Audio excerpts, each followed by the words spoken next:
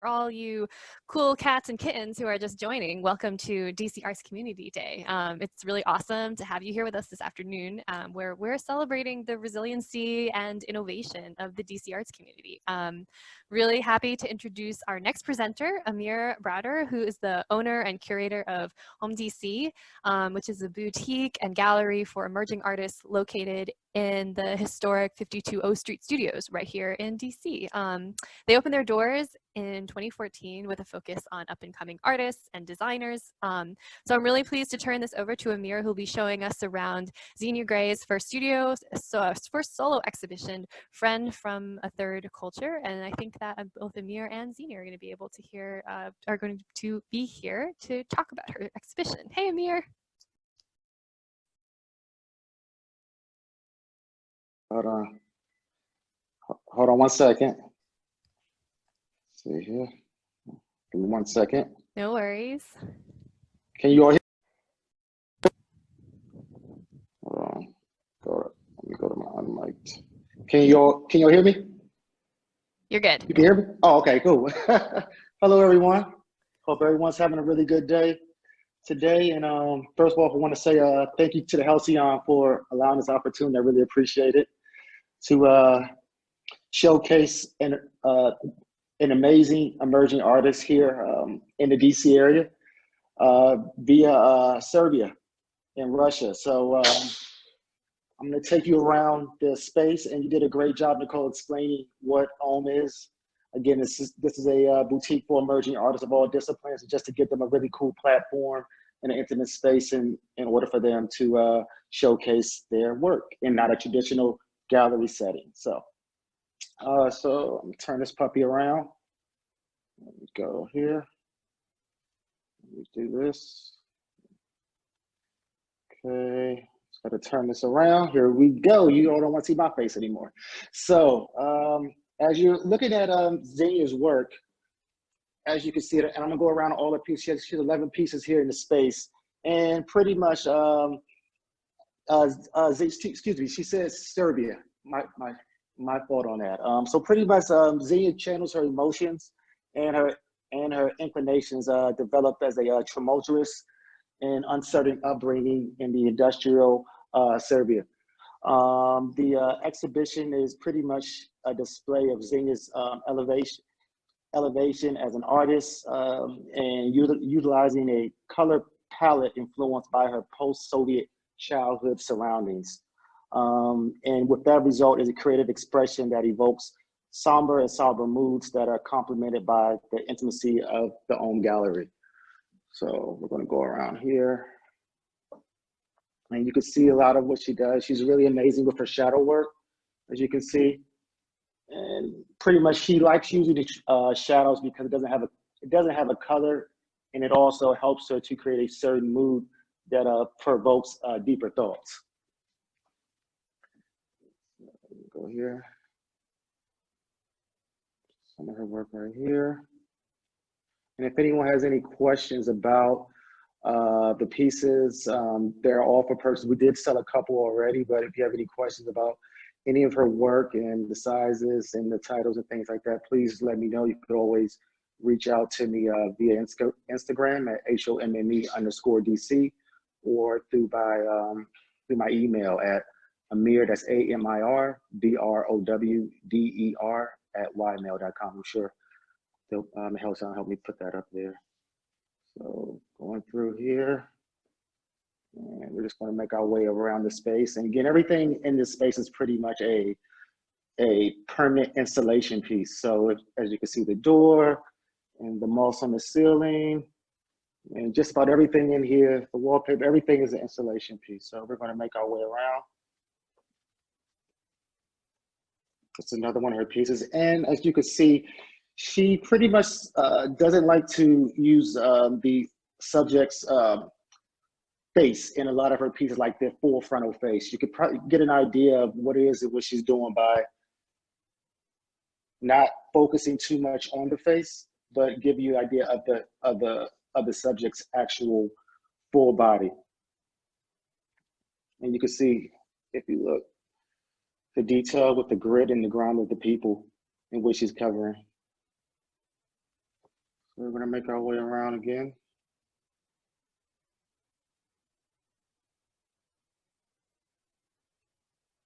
Okay.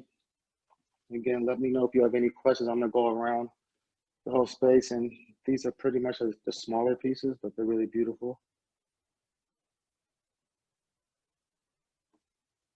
And a lot of her work is actually taken from photographs, magazines, and kind of in a collage situation where she can also be the subject also in some of these, like this one in particular right here.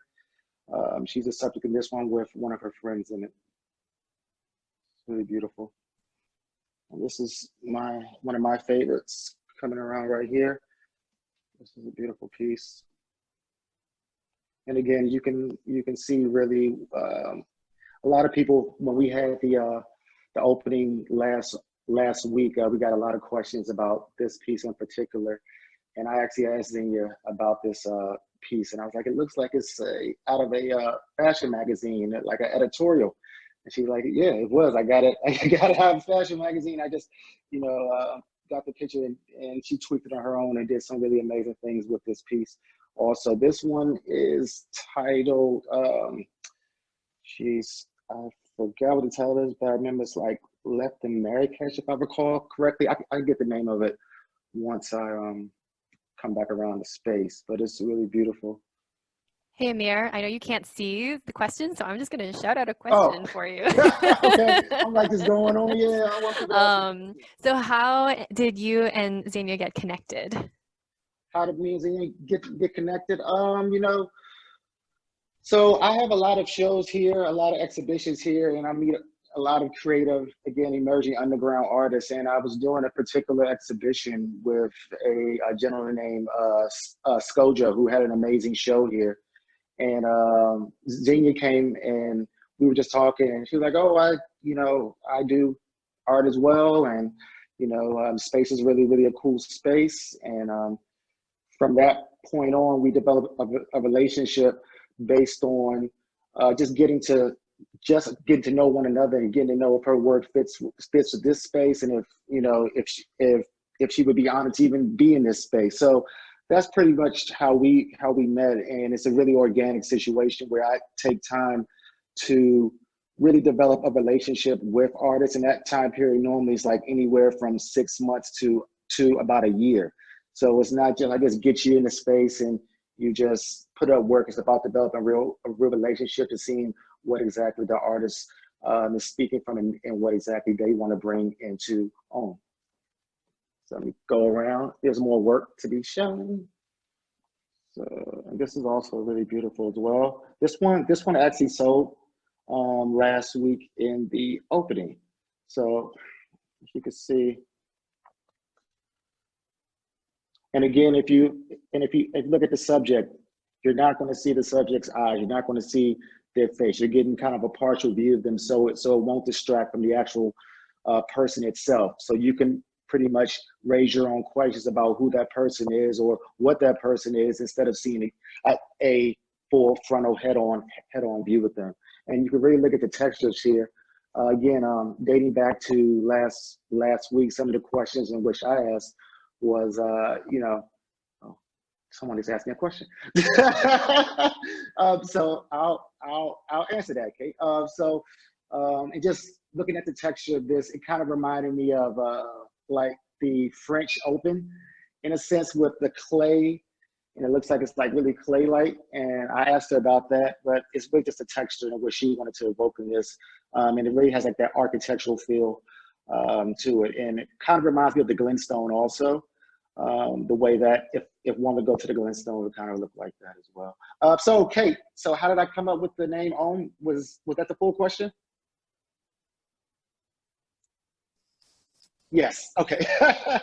So I came up with the name HOMME back when I was like 17 years old.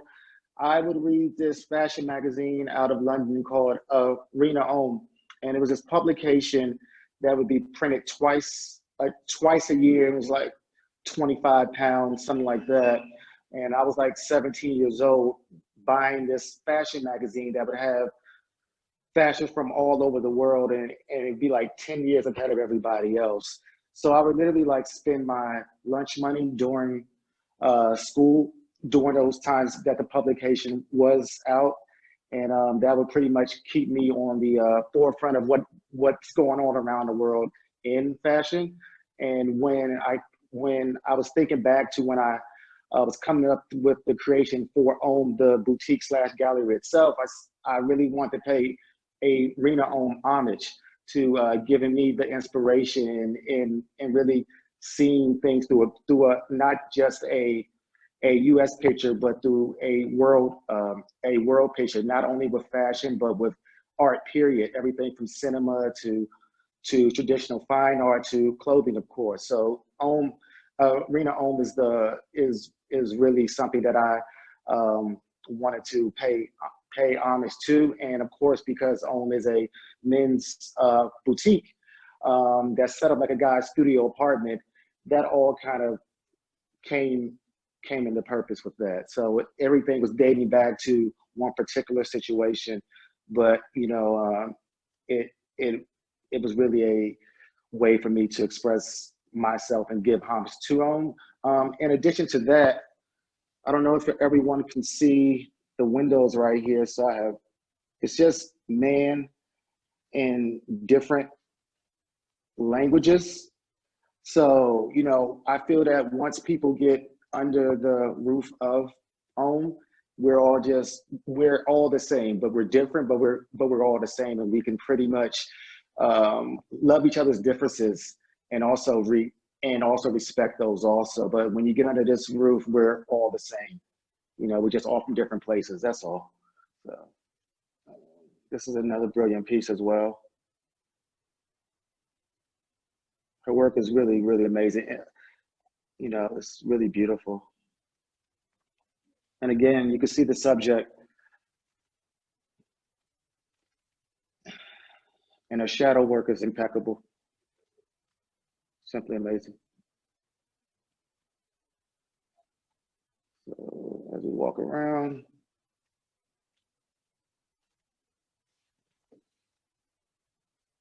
okay, and I'll show you.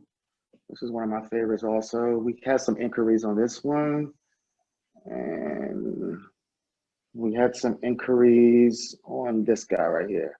Do I have a favorite piece? Yes, I do. My favorite piece is this right here. This is my favorite one. So when I asked Xenia about this particular piece, it reminded me of, like, I'm a big soccer, football guy, whatever you want to call it. And it reminded me of, like, like in London and stuff like that, or like the UK, where you see like these hooligans running around, they like tearing stuff up. So this reminded me of like soccer hooligans, like running away. And when I asked her about the piece, it's kind of what I thought it was, about kind of like hooligans kind of running away.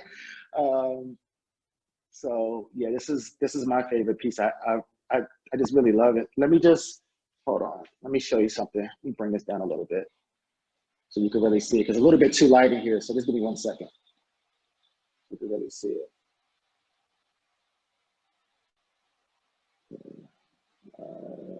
Okay.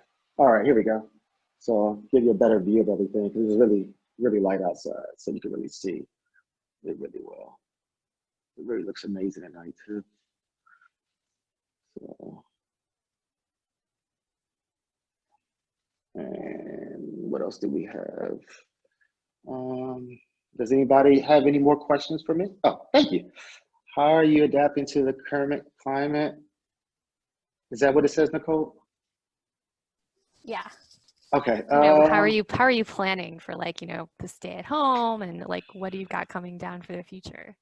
Yeah. So when me and Xenia planned this exhibition, it was like probably 4, 5, almost 6 months ago. Because I really plan for the future when it comes to artists, and I make sure they have enough time to create what it is that they want to create.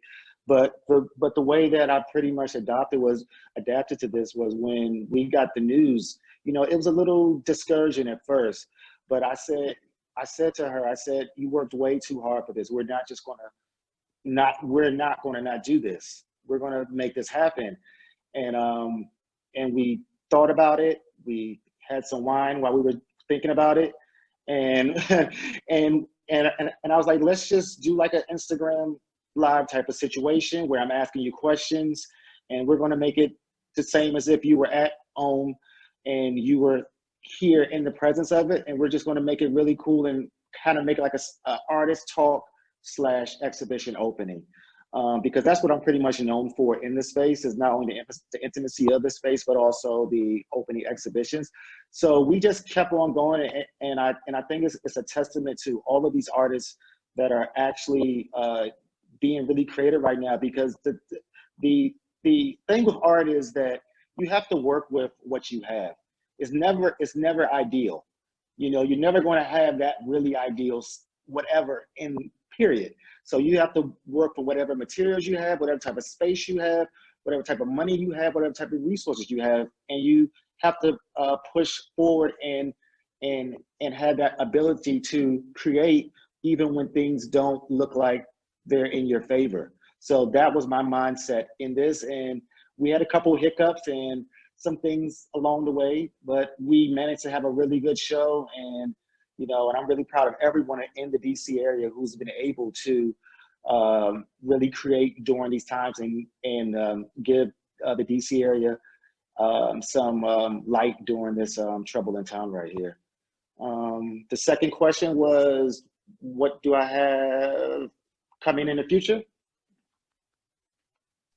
Yes. So I have the next artist that I have. It's actually going to be like a full installation of the entire space. So it's called, I just got the information today, and it's called Why Am I Ugly? So it's about using these objects that people would necessarily qualify as them being ugly things in their home or things that are around their spaces, and the artist has made them with their not beauties in the eye of the beholder.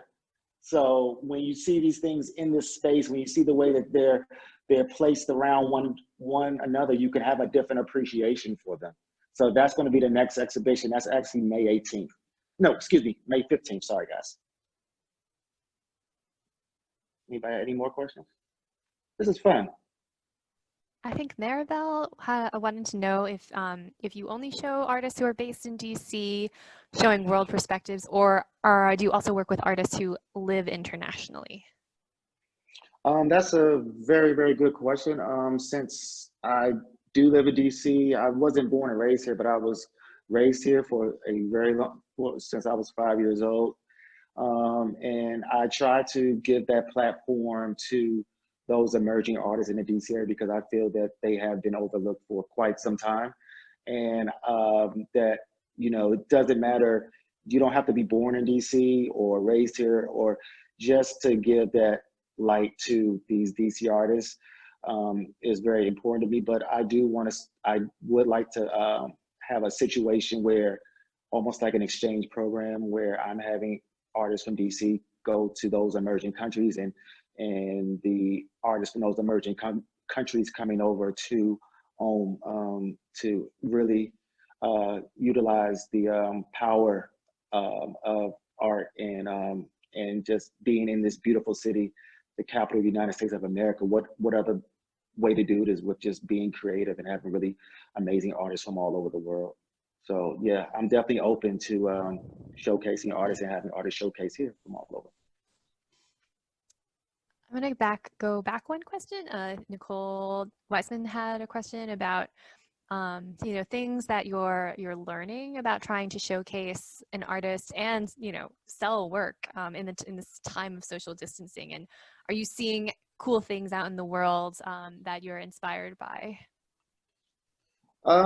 Yeah, I mean, it makes you really think and step up your game, I guess, creatively, to step outside of your box, so to speak, and your comfort zone. I've gotten comfortable here at home and having people come here to show their work, and having artists showcase, you know, every 2 weeks, and having a packed house with 35, 40 people in attendance all the time. And this really made me step out of that comfort zone and be able to say, okay, if one thing isn't working or not working, but if I have to pivot, I have to pivot in a way that is going to be sustainable to my business, but also bring people who may not have even heard of HOMME, have them view HOMME also. And it also allows me to be able to bring light into this situation right now. So yeah. So Henry posted a pretty good resource, Res Artis, as a listing site or a way to find artists. So are you, Amir, is HOMME a member of Res Artis? But then I would just say that for everybody out there, it's a great resource. No, I didn't know anything about Res Artis, so I would like to know more about them. Someone could send me some information. That'd be awesome. Hi. Gosh, I've been quiet all the way through. It's Henry. So, and just by quick background, I'm currently the president of the Arts Club of Washington. So when this all is done, I would love you all to swing by. But yeah, Res Artis is a really cool international group of artistic residency programs. Awesome. I'm thinking of having the Arts Club actually become a participating member, but obviously this whole thing is shifted focus for all of us. And but yeah, some friends of mine participate in it in Taiwan, and they have only had good things to say about it. Wow, that would be an awesome. That would be amazing. I would love to speak with you about that. Sure. Awesome. Thank you so much for tuning in too, Henry. I would love for you to come by the space too. I'm going to come by where you are once this social distancing is behind us. Yeah. So I have one more question for you, Sure. because I'm sort of a personal interest, but then I think that there are other people who might be interested. How can we get in contact to learn more about each of these individual paintings that we've seen a bit of and potentially add to our collections? Awesome. So what you all can do is, okay, so my email is my first and last name. That's Amir, Amir Bradder, Brow, D as in David, E as in Eric, R as in robot, at Ymail. Not Gmail, not Gmail. It's Ymail, ymail.com. Or if you don't want to email me, you can always just go to my Instagram at HOMME_DC and send me a DM.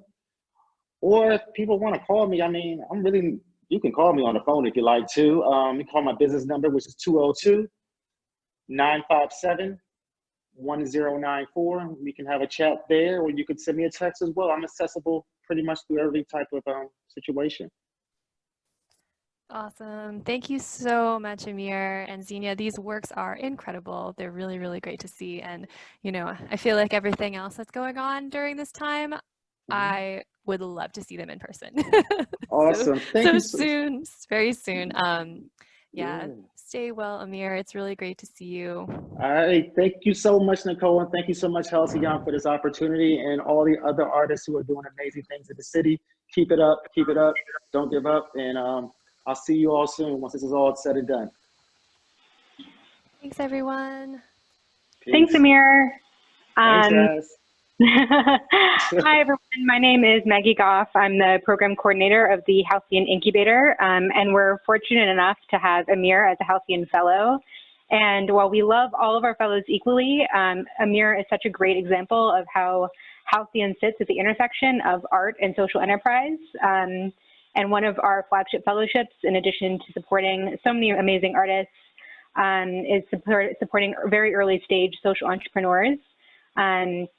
And we run a couple of different programs under that umbrella, but we provide, similar to the artists, housing, stipends, pro bono support through Deloitte and Bracewell or Arnold & Porter Law Firm, in addition to leadership coaching, mentorship, and advising, because we so strongly believe in change makers that our society needs now more than ever, So thank you, Amir, for such a wonderful visit. I hope you all get to check out HOMME on Instagram, and hopefully very soon, to echo Nicole's sentiments, at 62 O Street as well.